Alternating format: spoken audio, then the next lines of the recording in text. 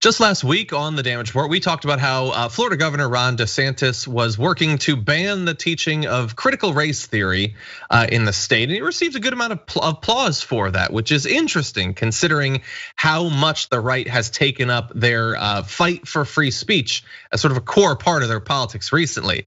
There seems like there's a bit of a disconnect there. And joining us to discuss is once again from insider politics columnist Anthony Fisher. Welcome back to the Damage Report. Thanks, good to be here. We're always glad to have you here. And you recently wrote about the anti-woke activists and this recent turn. Tell me a little bit about this. Yeah, well, I guess it was inevitable that the word anti-woke was going to become part of the lexicon. I hate it.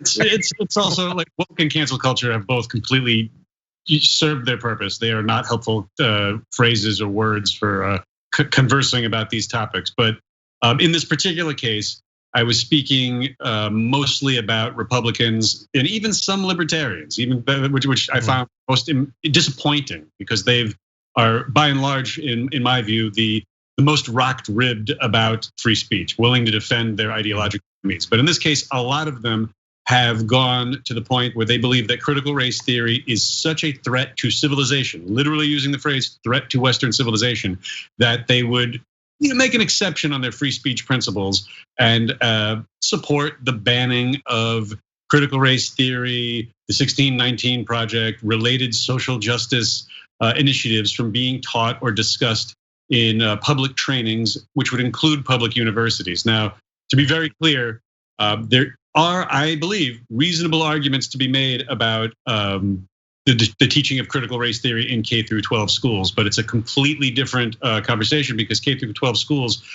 teachers and students don't really have First Amendment rights in those schools. The curriculum actually can be dictated by the government. That's just part of how it goes. But to say that adults cannot be taught or cannot learn or cannot discuss certain ideas, certain theories that they consider, some of the phrases they use are anti-American or neo-racist.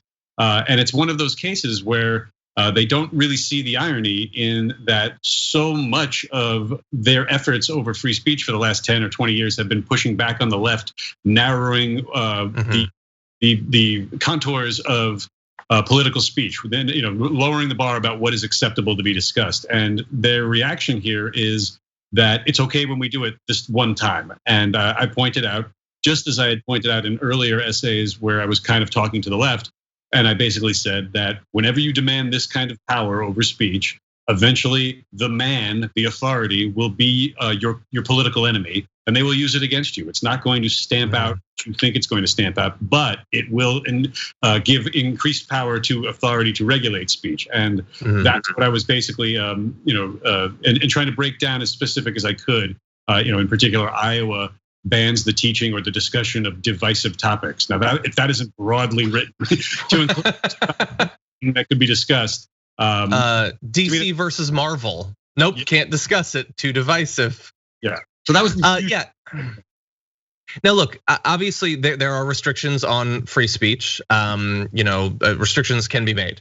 This seems like a particularly broad one that anytime you do something like this is to talk about the possibility of some sort of slippery slope. This one seems as if that is the only possibility going forward. If what you're saying is you can't teach something because it's anti-American, seems like that might depend on a few different things about what you consider to be American, what you consider to be acceptable. Colleges are full of ways of thinking, philosophical frameworks that are supposed to recontextualize information that we believed we already knew. This is not the first time. The 1619 Project isn't the first time we attempted to better understand something from our past. It almost seems as if the recontextualization is not the problem.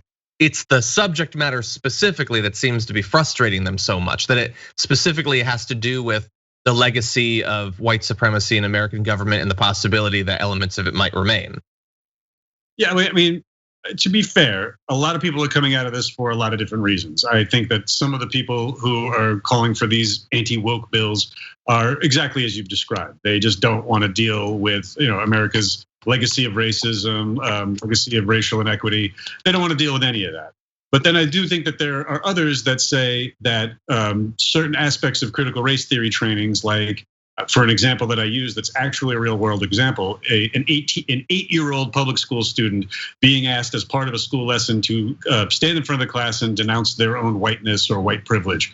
I think there are reasonable arguments or conversations that should be had about, if that's the right way to teach social justice or reckon America's history of racism. But that's a very narrow conversation. Sure. Broad conversation that is happening is because it's law. When we're dealing with law, the words are absolute, they're unbreakable, they can be interpreted differently, but when they're broadly written, they're going to be broadly applied. And it's just madness to me to for these people, especially so many of them consider themselves free speech warriors, to not see the slippery slope that, like you said, is a foot away from them. It's not even like something you need to have much of an imagination to see happening down the road, where anti-Americanism, it cracks me up because people act like America doesn't have a rich history of labor unions, like the FDR. Were the FDR years not American? So whenever someone tries to define what is American or say that something is too anti-American to be discussed, it's a huge red flag for me. Yeah. I at that point, I think you've lost the ability to say you're a good faith actor. Sure, I certainly agree, especially when, like with the DeSantis one in particular, he was banning some things that aren't even happening. Like, it's not like he wants to strike back against something that's gone too far. He's banning things that aren't being taught. And my assumption is that he is doing that, and this is me speculating, not necessarily because he feels it has to be done or because this is an issue that he personally feels so motivated by, but that I believe that those on the right get worked up about this, that Republican voters probably take this very seriously. I don't know to what extent any polling has been done about that. The 1619 Project's been around for a bit. It's something that's been talked about.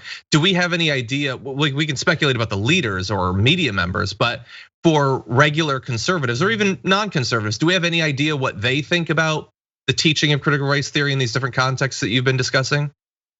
I don't have on just critical race theory, but I can tell you that culture war stuff is very popular with the Republican base. And part of it has to do with the fact that Joe Biden, even though he's a lifelong liberal and there's plenty to criticize about his record, he just doesn't whip up the passion, the animus that previous Democratic presidents had. Barack Obama, it was easy for the right to get whipped up about him. Joe Biden, they're just not able to get whipped up about him. So there's a conscious choice to lean into culture war arguments, and this is the culture war argument of the moment. And DeSantis, say what you want about the guy, he's proving to be a very adept politician.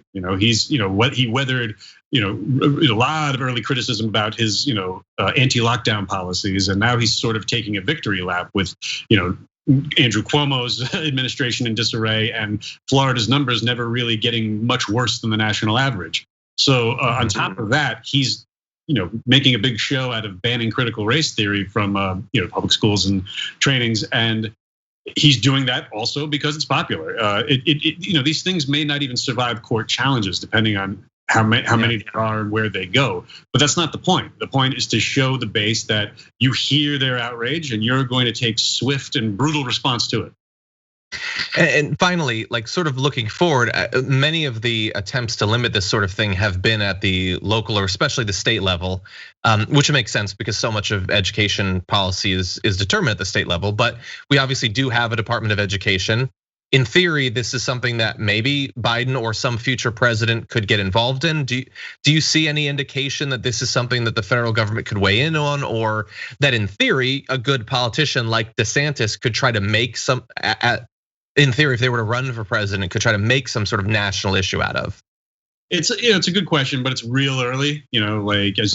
The news cycles and the political news cycles, the idea that even for the midterms that this would be a big cultural political issue it's just too early to say. This could run its course in 6 months, or it could stay. And if it does stay, then I would see Biden getting involved. But until then, I would see actually Biden staying absolutely quiet about this issue because he doesn't have to wait. Because he doesn't have much influence over it. He can only kind of steer public conversation in a certain direction. And he's got the slimmest of congressional majorities. So I would see him not expelling any political capital on this at all. But I would see Republicans expelling tons of it and trying to build up the bubble of outrage over it. And I'm not particularly interested in either of those things. I felt the need to write this column because I felt that a threat to free speech was happening, and it was happening at the hands of people who have sometimes been my allies in free speech, but who, in this particular case, I vehemently disagree with. And one final point, I spoke with one of the legislative directors at FIRE, the nonpartisan free speech group, and he said that for even if you were to argue against critical race theory and say that it's wrong to be taught in public trainings, you have legal avenues already available. If you feel that a hostile work environment has been created, you can make that complaint. You don't need a broad sweeping law to deal with this if you feel like you've been wronged by it. Exactly. Yeah. Well, the article is available at Insider if you'd like to see more examples that Anthony broke down of how this is playing out in different states. That's available now. And as always, Anthony, we really appreciate you joining us. Always good to be here. Thanks so much.